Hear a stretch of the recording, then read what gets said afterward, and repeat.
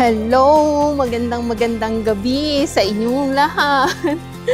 Lalakad na naman. Actually, busy kami kanina since nag-general cleaning kami. Pakita ko na lang sa inyo yung mga video ng general cleaning namin. Anong tawag dito?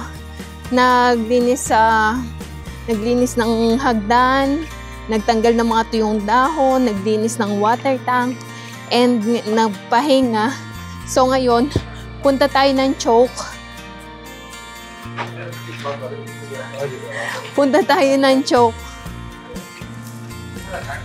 Wait lang, may nakita siyang kakilala. Medyo madilim dito. Lahad lang muna tayo. Ay!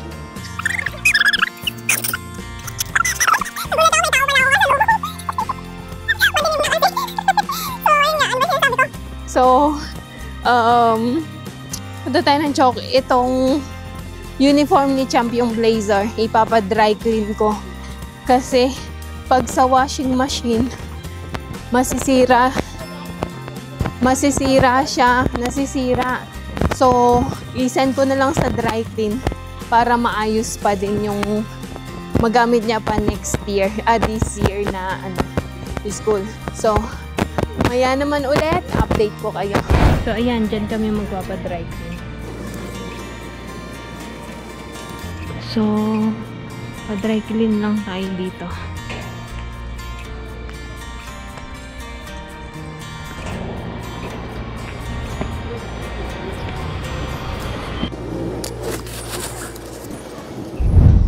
Okay, dito naman tayo sa choke. Bili lang kami ng kamatis at saka luya. Mga gulay. Konting gulay lang. Kano? 100. Mahal.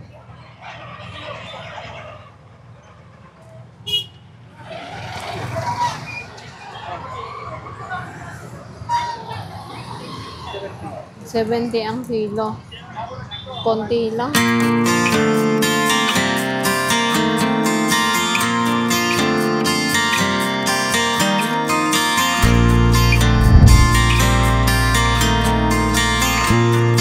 May bilihan na ng sari dito.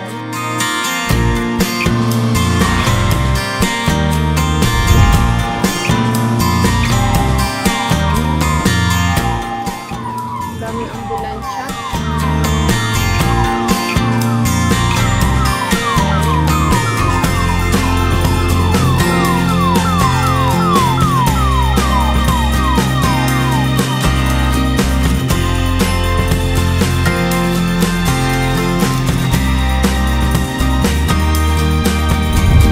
Okay, so nandito na kami sa bahay and kanina may nag-drop nitong pasalubong fresh from UK.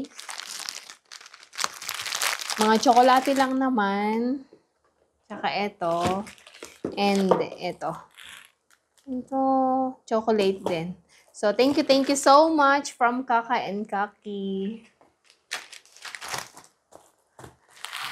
So, buksan natin. Ito, try ko to kasi hindi ko pa to na-try. Tingnan natin anong lasa.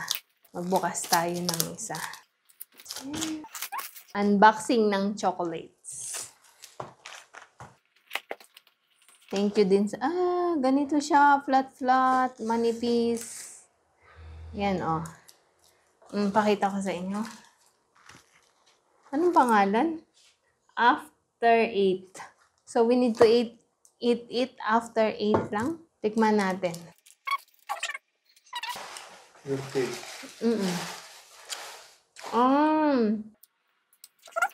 Not really sweet, but there's mint. What to call this one? Not really sweet. Harap. Okay. And then, itong Bounty, meron nito sa UAE, tsaka ito. Kaya, ito ang tinikman ko. Buksan ko din tong Ferrero. Wow, ganda na lalagyan. Oh, your favorite Ferrero. Si Buwa kasi, ano siya, hindi siya pwede sa chocolate. So, ang bibigyan ko lang is si Ama. Yan. Since uwi kami ng Teratum, so dalang ko si Ama ng chocolate. Mahilig yun sa chocolate. Ito naman tayo sa Ferrero.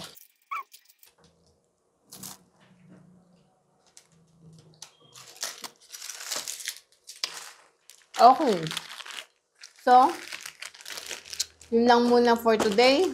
Magluto muna ako. Maya naman ulit ang update.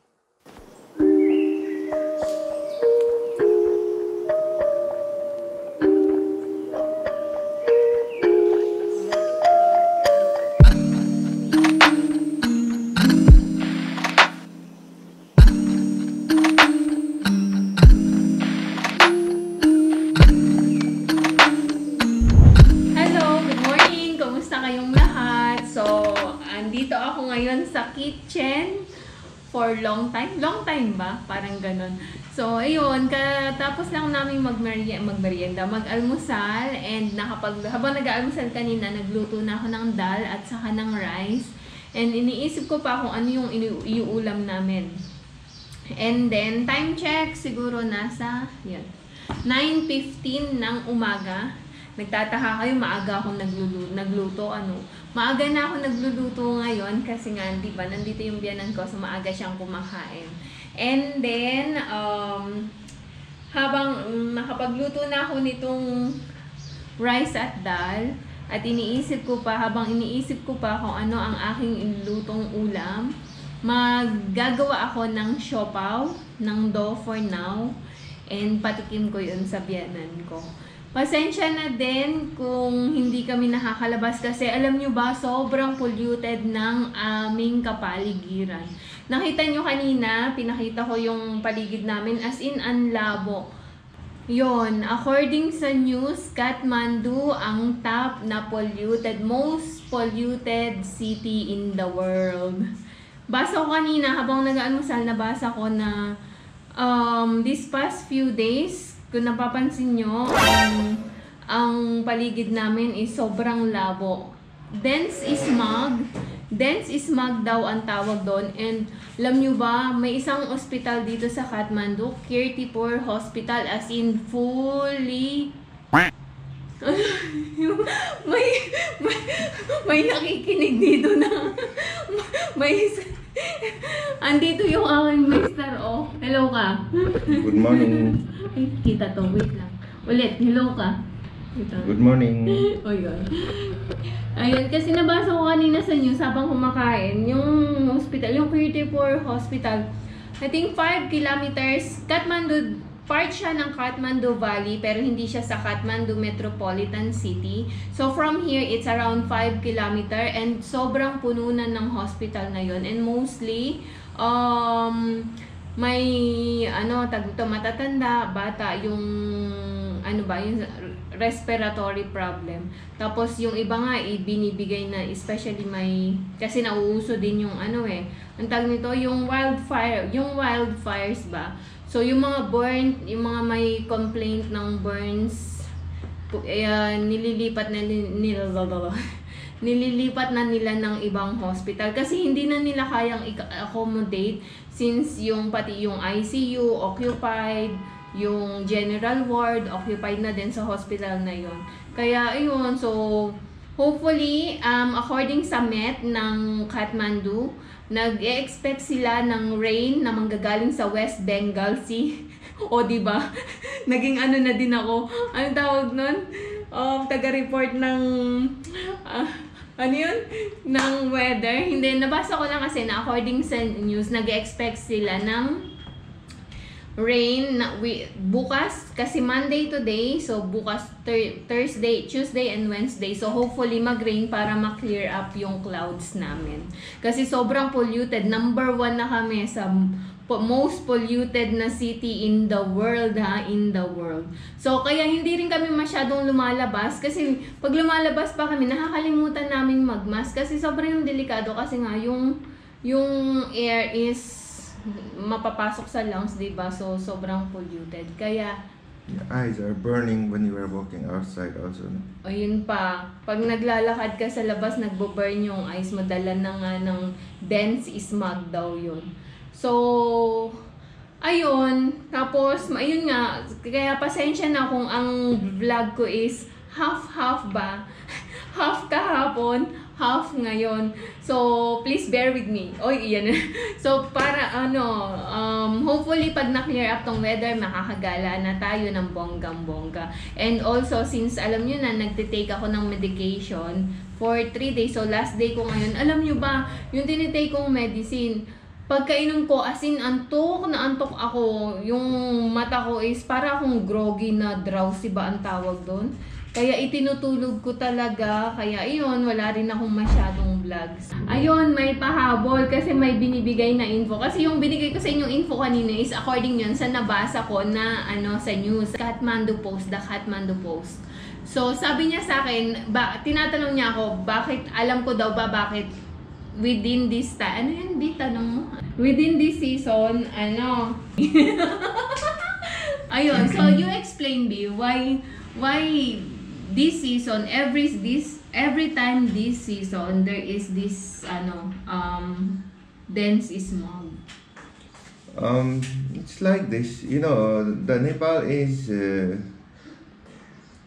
there are a lot of forest in the mountain region, and after this long drought, in the winter there is no rain. New sprout it's coming, but before that one, all the leaves it fall from the tree, right? Okay. So there is no what do you call this one? Rain, and all the leaves are on the ground, and then there is of course sun heat every day.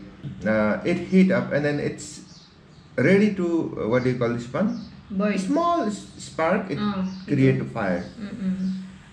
There is no the strong wind also, gush, no air. How to explain? As long as something it doesn't blow by the wind, the thing it will stay there. Like if inside the room, if somebody smoke there, because the smoke it stays here for a while, right? So when you open the fan, the air it will blow away. The Kathmandu Valley also it's like that. It's surrounded by the mountain. It's densely populated. There is car, there is factories, there is and smoke deposited under the valley. So there is no strong wind. Very strong wind need to push away. And the rain, it will bring down in the ground. Yeah. And then the air it will push away. So people are waiting this rain. Yeah. And so then there is this weather system. So we are waiting for that one. So every year this is the season. There is wildfire. There's a lot of wildfire. There is a lot of wildfire. Some people they smoke and then they throw it create a fire. So, some people is still irresponsible, no? Yeah, everywhere. Even Last time last time we go to the Jagdol, no? It's burning now. Yeah, the Jagdol. Yeah, Jagdol. It's burning there. Ayun. There and Dalsin Kali also. Kasi nga, di ba, Kathmandu Valley is mostly mountain. Wala silang sea. Kaya, ayun. So, ayun, nakapag chika-chika na kami sa inyo ng nang nangyayari dito sa sa Kathmandu kasi sobrang populated. Sobrang polluted talaga. Anyway, Kathmandu talaga ay sobrang populated. Hindi katulad sa mga valley ba na hindi katulad sa mga village. The fire everywhere. Grabe ang mga wildfires. Kaya tong sinabi ko sa inyong hospital, yung Kirtipur Hospital, siya actually specialized sila sa mga burns and cleft and burns ang tawag sa kanilang hospital ayun, ngayon wala na silang space para i-accommodate, wala na, occupied na lahat ng mga wards, kaya sinisend na nila sa ibang hospital. Ang kawawa lang is yung matatanda ba, diba? Kasi syempre, sobrang tanda, hindi na makalakad, hindi na hindi na masyadong ganun ka-active yung katawan nila. So, mahina ang immune system nila. Regarding, especially yung respiratory, sa lungs. Yeah. Tapos kami nakakalimutan pa namin magdala ng mask palagi pag lumalabas. Kaya hindi kami masyadong lumalabas. So, iyon ang dahilan bakit ang vlog ko is konti ditong kahapon, konti ngayon. So, pasensya na. Nagtatry kami na mabigyan kayo ng quality content as much as possible. Okay po, maya naman po ulit ang daldachikahan natin. Magagawa muna ako ng, anong tawag ito? Ng dough at saka yung ulam namin, hindi ko pa alam kung ano yung iluluto. Pero malamang patatas na naman yun. Patatas. Patatas lang ang meron kami. So, at itlog. So, maya naman ulit. See you mamaya.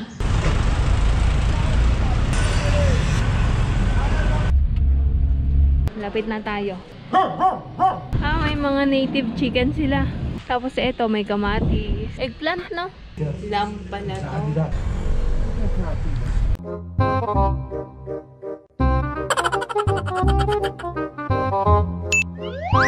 Ginagawa mo! If you like this video, please consider subscribing to our YouTube channel, SL Nepal. Thank you for watching. Have a nice day.